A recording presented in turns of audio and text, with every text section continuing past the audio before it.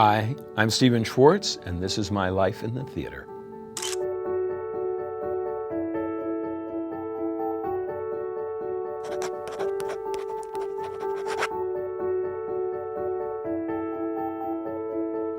Open sesame, as they say. Okay, this is a playbill for Butterflies Are Free, which was my first Broadway show. It was in 1969. I wrote a song for it because my agent, Shirley Bernstein, represented the star, Keir DeLay, and he was playing a folk singer who had written a song. And Shirley called me and told me about the play when it was trying out at some regional theater, I forget where it was, and said that they needed a song, sent me the script. Keir's character in the play was blind, and therefore I tried to write a song that had no visual images in it at all, that it was all things he could touch or feel or smell or hear, but nothing that involved sight. I did get the gig, and so I had the song in the show, and I received the princely sum of $25 a week for that song for as long as the show ran, and the show ran for a while, so that was a good thing. I'm going to go in chronological order of show. So this is a playbill for Godspell, which was my first show for which I did music and, as the billing says, new lyrics, because many of the lyrics are from the Episcopal hymnal. I was brought to see Godspell, or I was invited to see Godspell by its producers, Edgar Lansbury and Joe Baru, for whom I had auditioned the score for Pippin a few months before. They weren't interested in Pippin, but then they saw Godspell as a kind of non-musical playing at the Cafe La Mama, decided it had commercial potential, but they needed a score, and they called me to go and see it. They have claimed to me that I was the first person they called, but because they weren't idiots, I assume they called every single composer in New York, got turned down, and finally, in desperation, said, "What about that kid who came in with that musical about Charlemagne?" Anyway, I was lucky enough to get the call. I went to Cafe La Mama to see the production, and noted that a lot of my friends were in it because they were all from Carnegie Mellon, from which I had graduated a couple of years before, but I knew nothing about Godspell at Carnegie Mellon because it happened after I left. I think the thing that most impressed me about the show was that here was a show with the teachings of Jesus, and these teachings had been around for 2,000 years, and no one before John Michael Teplak, who created and directed the show, had ever realized that they could be funny. So that was one of those sort of leaps of genius, and I was happy to leap aboard and do some songs for it. This playbill here is Pippin, which was my second show on Broadway, but actually my first show that I came to New York with. I had written a version of Pippin for a club at Carnegie Mellon, this club called Scotch and Soda that did an original musical every year. And at that time it was called Pippin, though I'm not really sure why. When I did it at Carnegie Mellon and I co-wrote it there with another drama student named Ron Strauss, it was a very sort of turgid medieval melodrama. We were very influenced by James Goldman's The Lion in Winter, and we wanted to do something like that with a lot of betrayals and court intrigue in sort of medieval costumes. So that's what Pippin was there. Then when I came to New York, I was trying to interest producers and anybody else I could find in doing the show, and gradually over time it changed and became this kind of journey, picaresque journey of this young man in search of himself. Obviously, it was kind of autobiographical, though not specific, because I'm not the son of a king and I didn't go fight in a war, etc. But it was maybe sort of autobiographical of my generation. The director of Pippin was the famous Bob Fosse, who was a genius and very difficult for writers to deal with. Bob and I famously sort of butted heads during the whole production time. But I think that ultimately the show was better for it, because I sort of brought the Pippin sensibility, Bob brought the dark sensibility of the leading player, and I think the tension between those two, which existed in real life, is felt in the show, and I think it's one of the things that makes the show compelling. An ironic thing that has happened over the years, as I'm now considerably older than Bob was when he directed Pippin, is that I've come to see it much more through his eyes.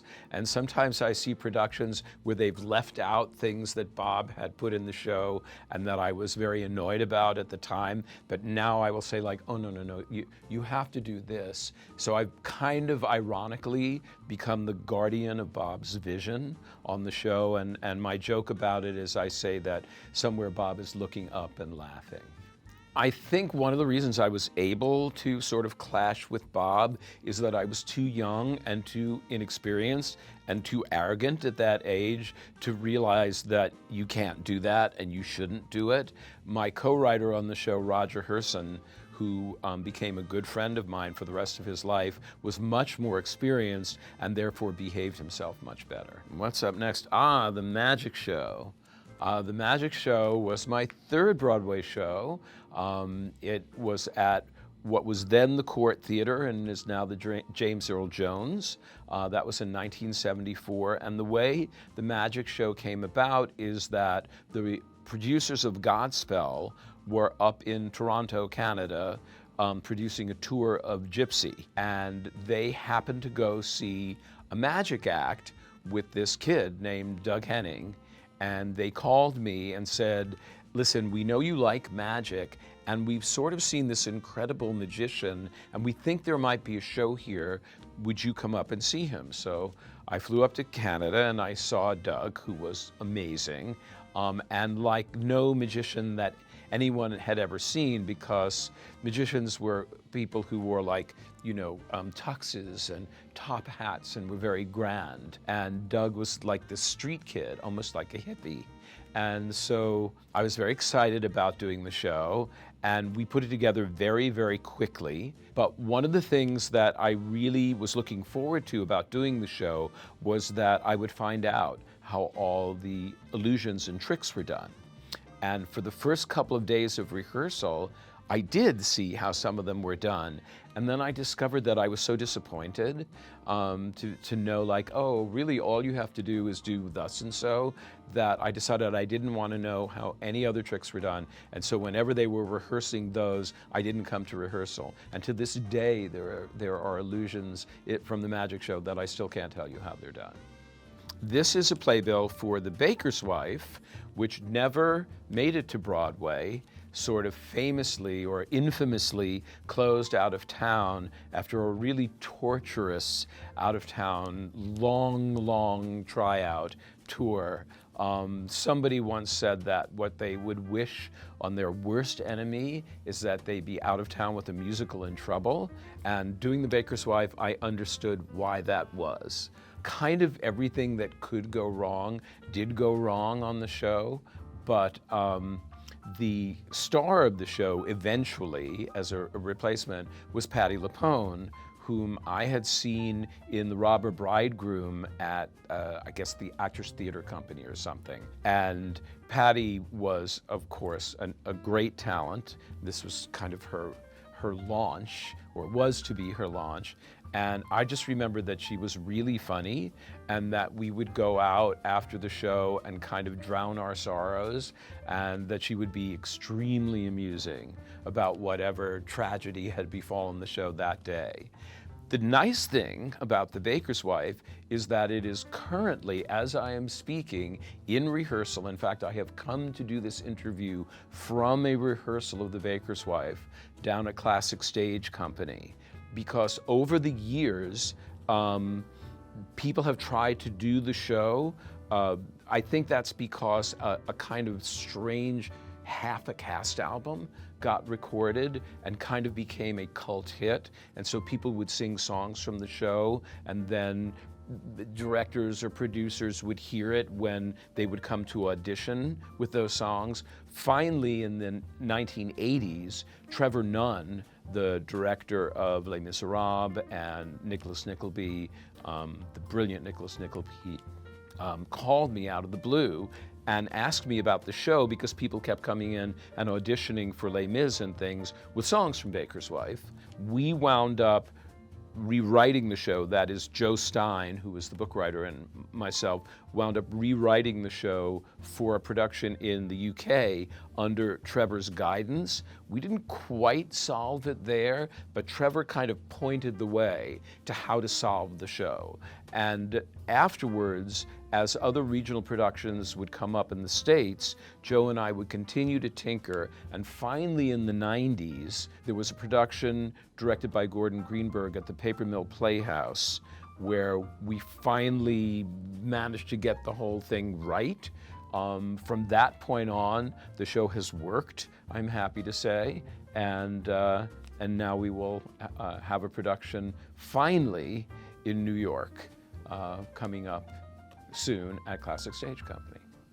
So there's a song in The Baker's Wife that sort of became famous and that triggered a lot of the productions that came afterwards, which is called Meadowlark, and it's a song, spoiler alert, that the title character, the baker's wife, sings when she's trying to decide whether or not to leave her older husband, the baker, for this very handsome and sexy young man.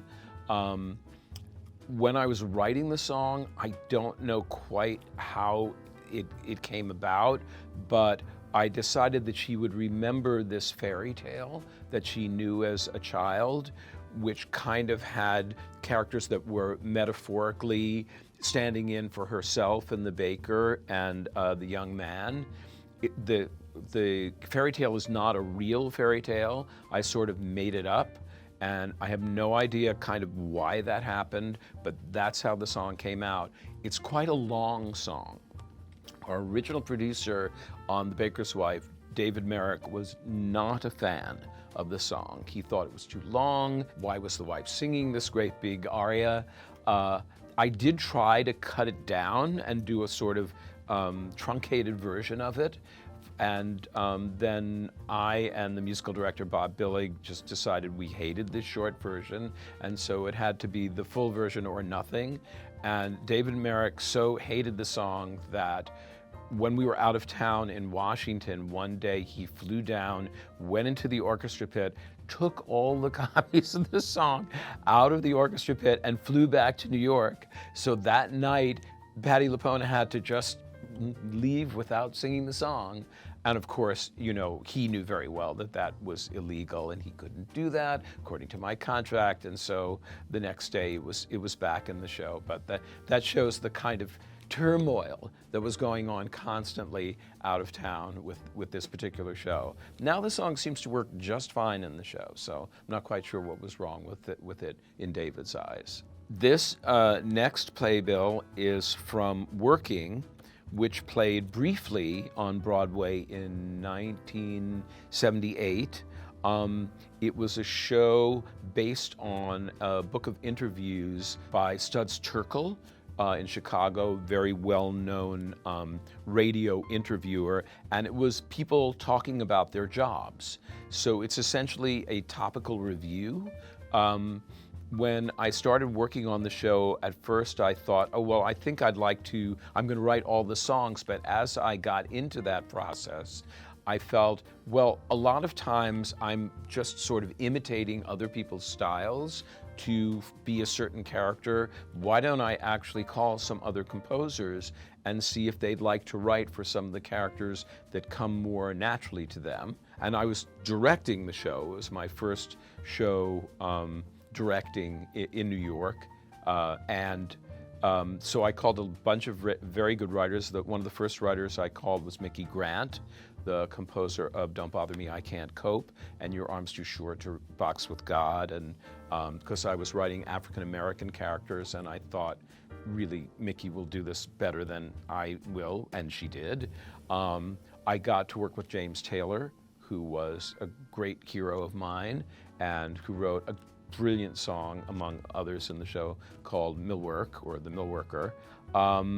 The show initially was not successful on Broadway, and that was a great heartbreak for me and a great disappointment. I actually sort of stopped working for a couple of years after that, because I was, so kind of the combination of Baker's Wife and then working were kind of 1-2 punch.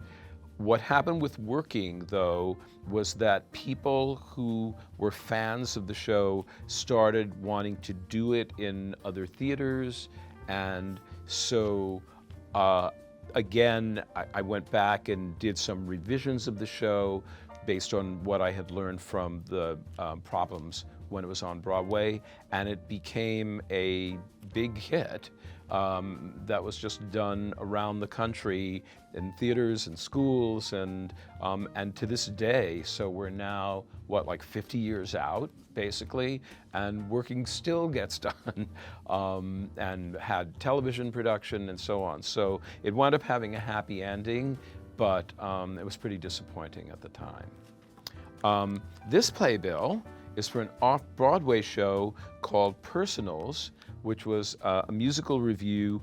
It was directed by a friend of mine named Paul Lazarus, and I knew Paul because he was one of the first people to do a post-Broadway production of Working and kind of helped me to solve some of the problems in it. So I both was a friend of his and was kind of beholden to him.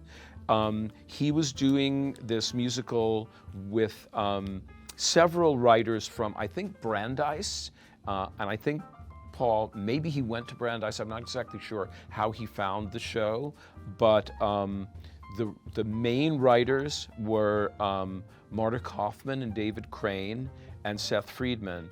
Marta Kaufman and David Crane, after this show off Broadway, went out to Hollywood and created a show called Friends, which seemed to work out pretty well for them.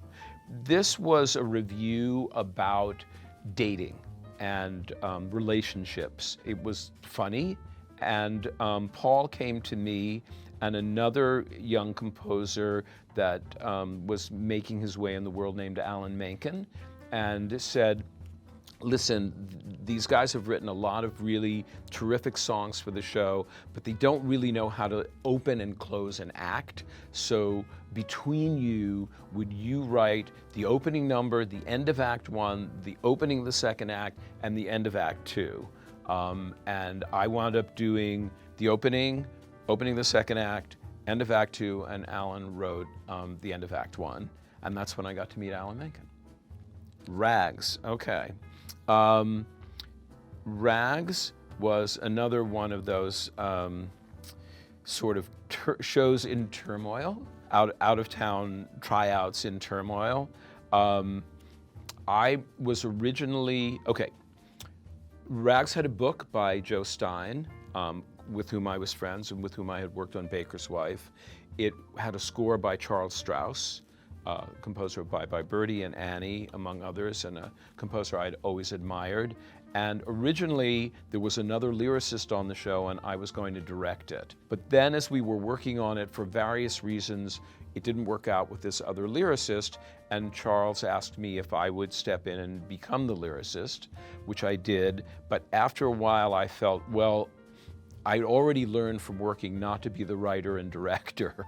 So I said, well, if I'm going to be the writer, then we should get another director, which began a kind of revolving door of directors coming in to do the show. We tried out in Boston at the Colonial Theater. I actually was the director for that tryout because we were between real directors. And then the show came in to town without a director being credited. It may be the only musical where if you look at the poster for the show, there's no director credited on it for a Broadway musical, which is a little strange. And the show didn't work, and it only ran, I think, 4 performances or something. But this has been another one where over the years, people have come to me about doing the show, and a lot of revisions have been done. After Joe passed away, the excellent book writer David Thompson came in and did some work on the book, and we kind of refocused it. And since that time, it's had a few successful productions, including one over in England. I don't know, I think we haven't heard the last of this.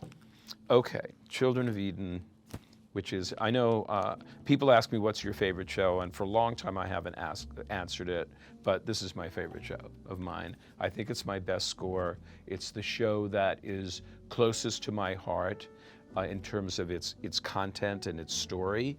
The book is by John Caird, the other brilliant co-director of Nicholas Nickleby. So I got to, which Nicholas Nickleby is the best thing I've ever seen in the theater, and I got to work with both John Caird and Trevor Nunn. This is a show that tried out in London originally, kind of was a victim of the Gulf War, where theater had a lot of trouble, so it didn't wind up having a very long run in London. But again, it's a show that many people first around America and then around the world, really had strong feelings about. And so, as I had done with Working and subsequently with The Baker's Wife, though that was later, John Caird and I went back to the show as these productions were happening, made adjustments in it, and came up with a show that is still done a lot to this day. Someday, I would love to see a first-class production of Children of Eden in New York. If somebody out there is a producer and is listening, it's tricky because it's a show, tricky from a commercial point of view, because it's a show that demands a very large choir. It's kind of a semi-oratorio, so, and then there are a lot of like kids in it and people playing animals and so on. So it's a very big company and makes it a little commercially problematic. When it was successfully done at the Paper Mill Playhouse, which is, in fact, this is the poster from there, and that production was successful enough that a cast album was done, but I think there were 52 in the cast. So that's maybe why it hasn't been in New York yet, but maybe someday. I do like I like boys who sing high and girls who sing low. I like those sounds. And yeah, I mean, when I'm writing, I always write at the piano and I'm singing along. I don't have a very good voice, but I have a very big range. So it's sort of bad across 2.5 octaves. But I sing along and yeah, kind of hear someone, you know, with a better voice than I, like Darius DeHaas for Children of Eden or Matthew James Thomas from the revival of Pippin. Okay, Wicked. Wicked is currently running, I'm astonished to say, after 22 years, still at the Gershwin Theater, where it opened in 2003. Wicked came about because, well, before I did Wicked, I had a long time when I wasn't working in theater. I had been able to go out to Los Angeles and start doing animation for Disney with Alan Menken. We did Disney's Pocahontas, we did Hunchback of Notre Dame, then DreamWorks got formed, Jeffrey Katzenberg and Steven Spielberg called me and asked, would you come and do our first animated feature, Prince of Egypt. So I was having a very, very happy life doing animated features and not dealing with the turmoil of Broadway, which I'd experienced, you know, on Out of Town with Baker's Wife and Rags and a lot of other heartbreaking experiences. And I was just fine, never working on Broadway again. And then I happened to go on a vacation trip in Hawaii, and I went on a little snorkeling trip with some friends, one of whom was a folk singer named Holly Near. And on the boat on the way back, making casual conversation, Holly said, "Oh, I'm reading this interesting book. It's called Wicked. It's by this guy named Gregory Maguire, and it's kind of the Oz story from the Wicked Witch's point of view." And just what happened now, like every hair on my body stood up. And I thought, that is the best idea I've ever heard. And it's so me. It's so about the things I'm interested in. I like to do stories where you take a familiar story and spin it and come from a different point of view, or through the lens of a different character, plus all the things that clearly Wicked was going to be about thematically, just are all things that I like to write about and I care about. So when I got back to LA after our trip, I called my lawyer, Nancy Rose, and I said, okay, so there is this book called Wicked, and somebody has the rights.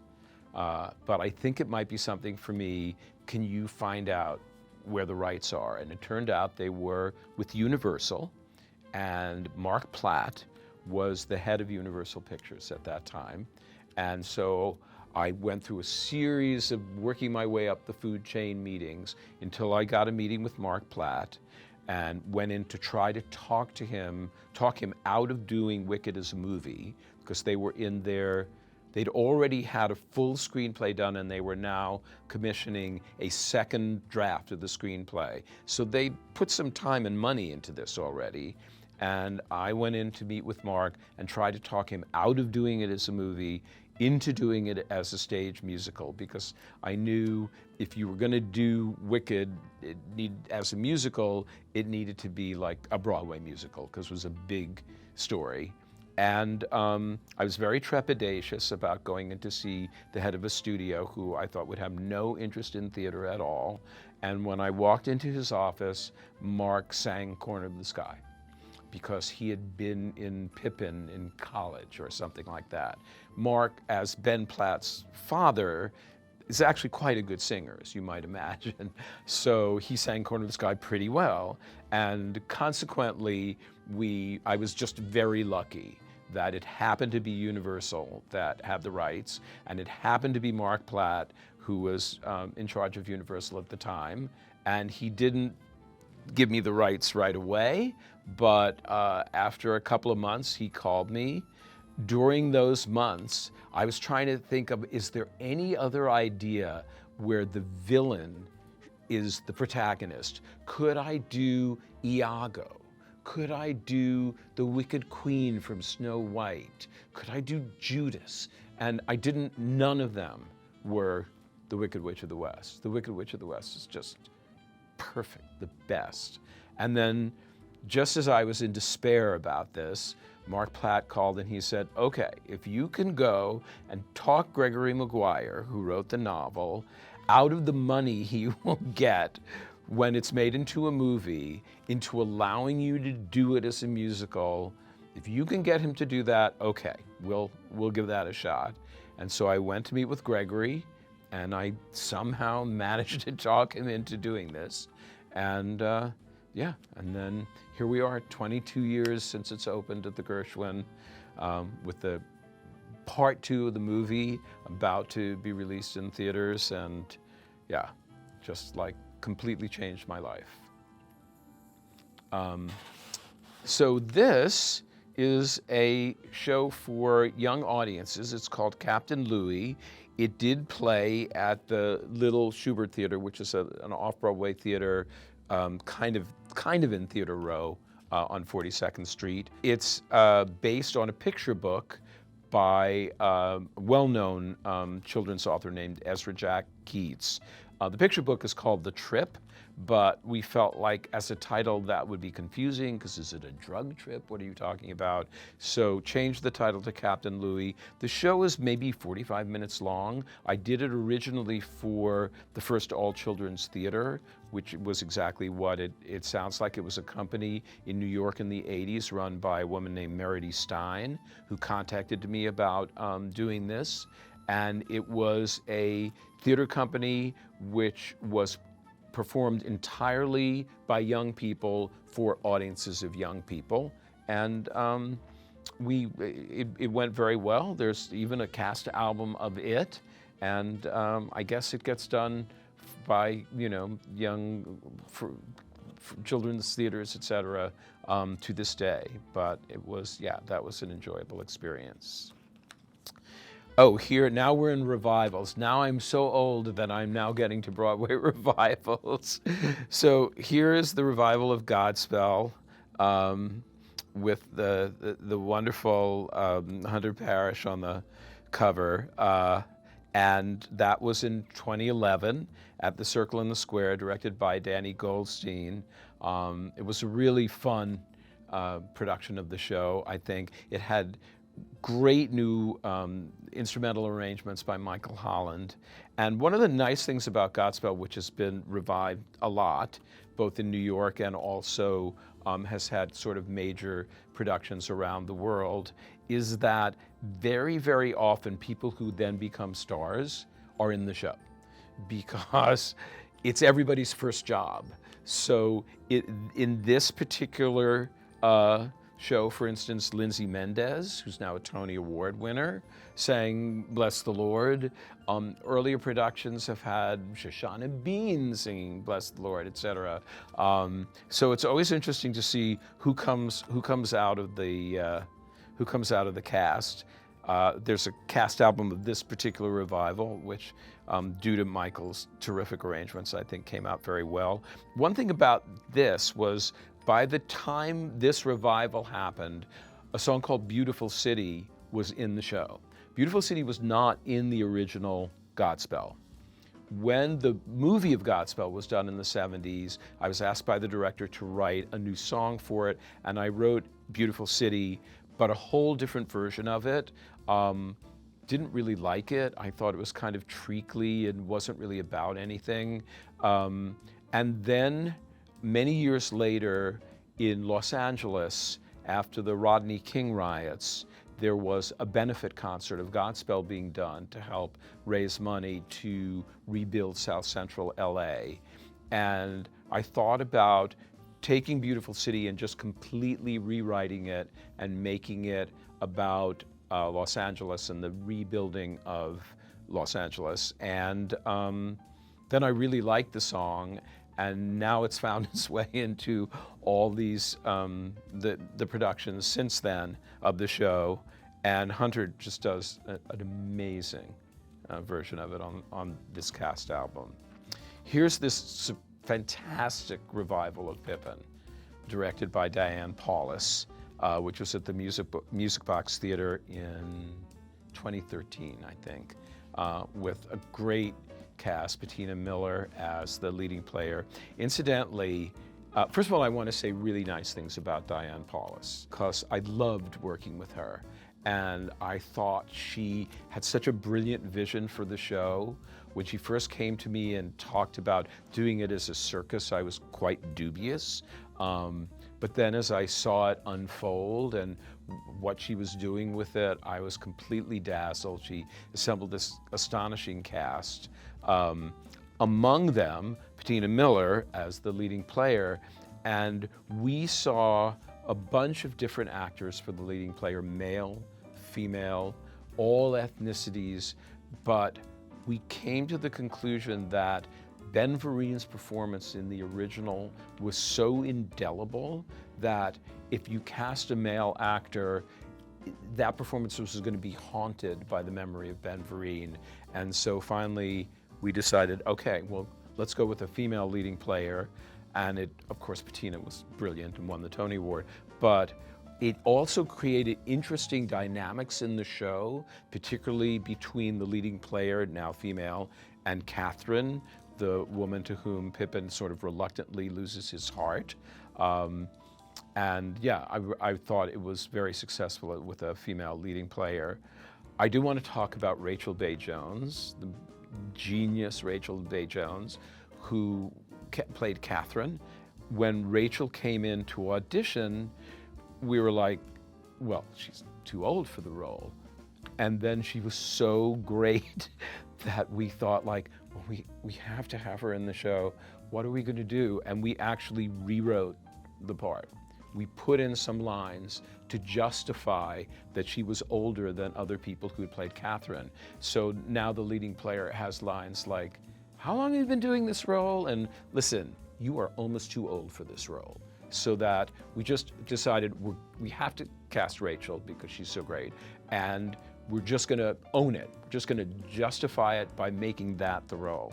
And yeah, I love this production, and was a great cast. I should also mention Matthew James Thomas, who sang Pippin brilliantly and was delightful, and I just took my granddaughter last Saturday to see him as Harry Potter, in which he is ideally cast. So yeah, it was really, really good experience. Okay, The Hunchback of Notre Dame, Alan Menken's best score, I am here to declare. I do really love this show. It's been done everywhere but in America. Well, it's been done all over America, but it has never been done on Broadway. It's never been done in the West End of London, but it's been done in it's run for years in Japan, and it's been big hit in Germany and in Denmark. And so I'm hoping someday Disney will allow it to be done in a first-class production here in New York. The show was directed by my son Scott, so that was a great experience to be able to work with him. It has a great book based on the film by Peter Parnell, and before he was a famous director, it starred Michael Arden as Quasimodo, and Michael was kind of as great an actor as he now is a director. Yeah, but I'm holding out hopes for this, so I feel like its story, particularly with Playbill emblazoned across the top, I'm still hoping to see that someday. And speaking of Michael Arden, here's the show that I'm working on right now that is in tech rehearsals even as we speak, called The Queen of Versailles. Michael is directing it. He and I have been looking for a long time for something to do together, and then this terrific writer named Lindsay Ferrantino, who's I admired her work off-Broadway, had this idea to do a musical based on the 2012, I think it is, documentary about these very, very rich people in Orlando, Florida, building the biggest private home in America, and they are still building. And yeah, to Lindsay and then Michael and myself, it seemed to be a microcosm of a lot of things going on in America right now.